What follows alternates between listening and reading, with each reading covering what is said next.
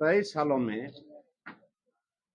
करीब करीब सभी के सभी एक माननीय रघुवर दास जी को छोड़ करके सभी के सभी आदिवासी ही मुख्यमंत्री बने।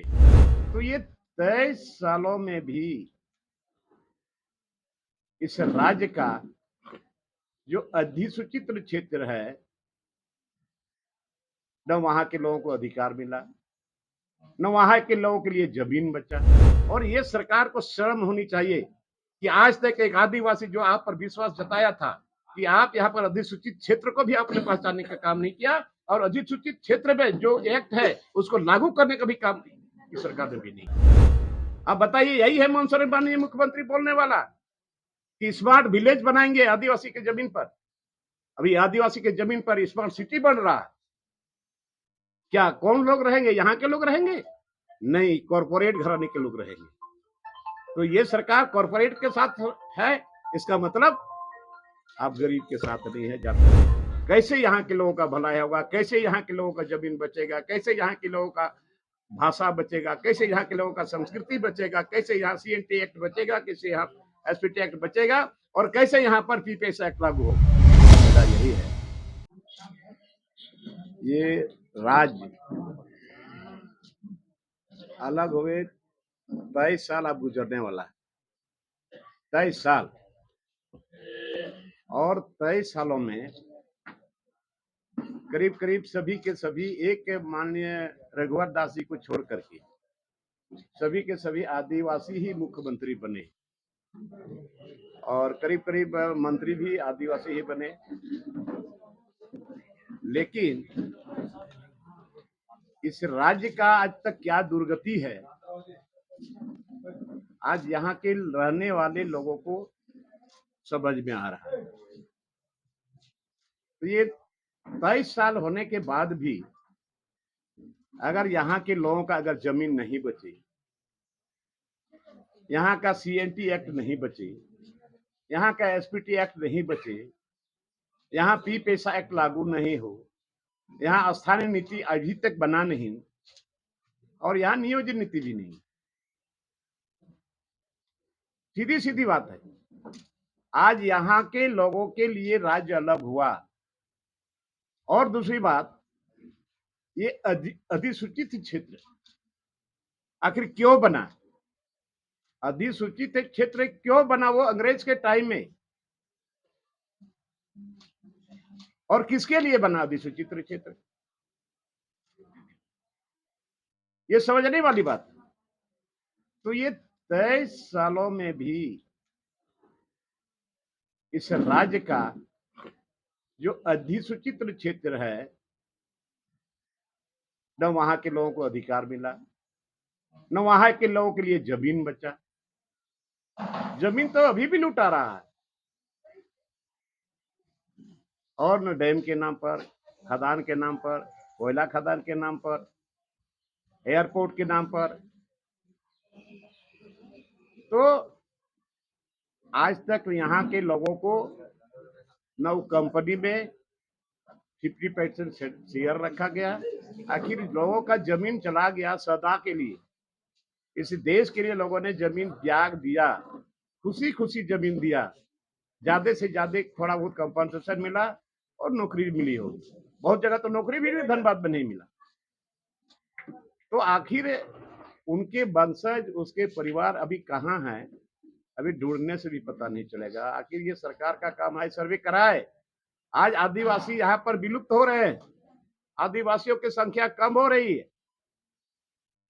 आज यहाँ टीएससी की बैठक में लोगों ने निर्णय लिया कि आदिवासी उसी थाने के अंतर्गत। अरे भाई, जमीन लेगा तो कितना लेगा, कितना छूट आपने उसको दिया? ठीक है, आदिवासी 5 डिस्ट्रिक्ट 10 डिस्ट्रिक्ट ज्यादा एक्ट है, फिर ये क्यों सख्ती से लागू नहीं हुआ?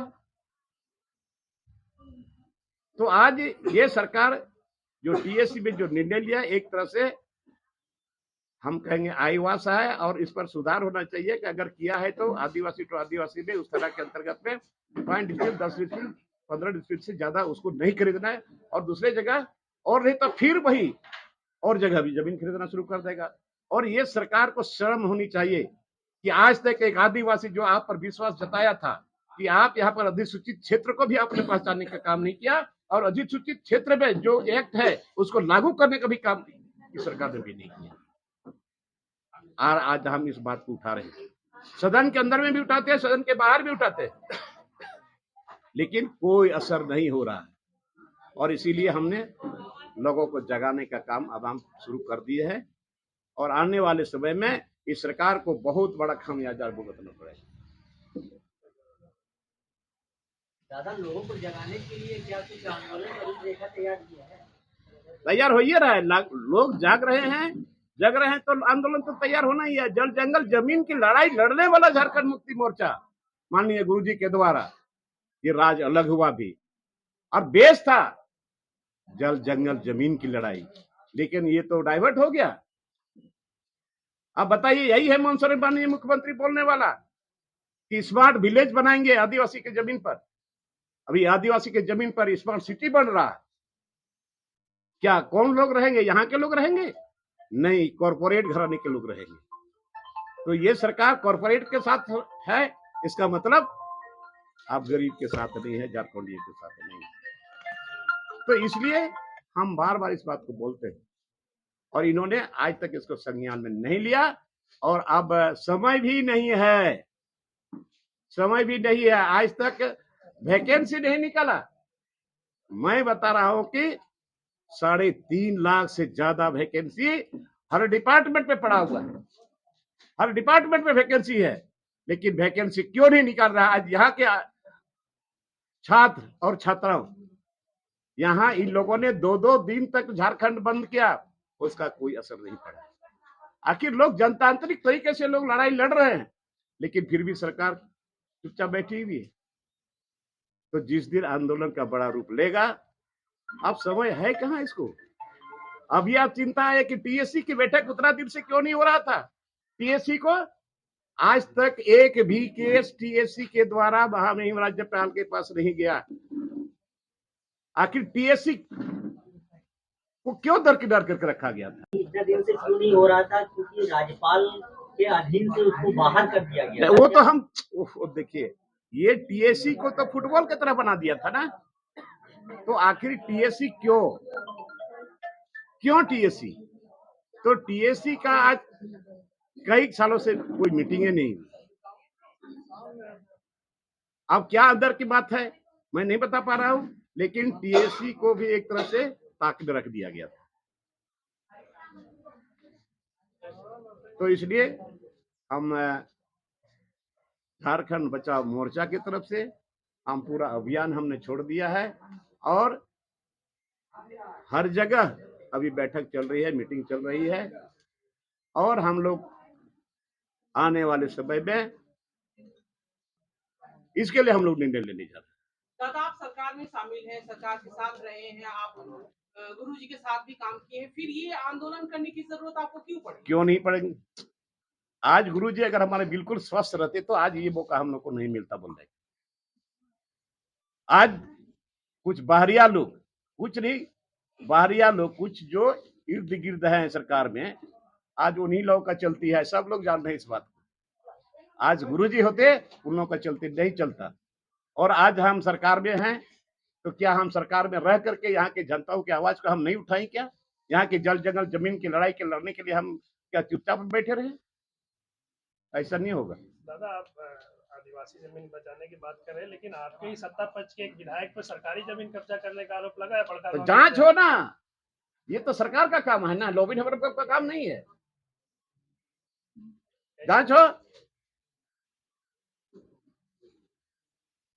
तो सरकार को जांच करनी चाहिए, सरकार को सर्वे कराना चाहिए। यहाँ के आदिवासी, यहाँ के ट्राइबल जिसके जमीन पर कोयला है, अब्रक है, तांबा है, यूरेनियम है, तो आज जितने लोग उजड़ गए हैं, कहाँ चले गए हैं, कहाँ हेरा गया है, कौन उसको खोजेगा, है कि नहीं है, और किस स्थिति परिस्थिति में है, किसको कंपनसेशन मिला, किसको नौकरी नहीं मिली। और हम तो चाहते हैं कि अब मेरा ये आंदोलन चलेगा, जहां जहां भी कोल माइंस, जहां भी किसी तरह का खदान चलेगा, चाहे किसी भी तरह का हो, सरकारी हो गैर सरकारी हो, वहां जब तक आदिवासी को 50% शेयरदारी नहीं रखा जाएगा, जमीन नहीं मिलेगा। दादा, सरकार के मंत्रियों का कहना है कि थाना क्षेत्र का बाध्यता हटने से विकास की गति को पूर्ति मिलेगी। कौन सी गति मिलेगा यार? आदिवासी बचेगा, गति विकास कौन चीज के लिए करिएगा विकास? आदिवासी ही नहीं रहेगा, किसके लिए है विकास? ये राज्य किसके लिए अलग हुआ है? यहाँ के आदिवासी मूलवासियों के लिए। ये तो पटरी से बाहर जा रहा है, पता नहीं किस टाइप का विकास करेगा। कहीं लगता था कि चंद्रमा में यहाँ से लोगों को ले जाएगा क्या? चलिए, थैंक यू। ठीक है, बहुत बड़ा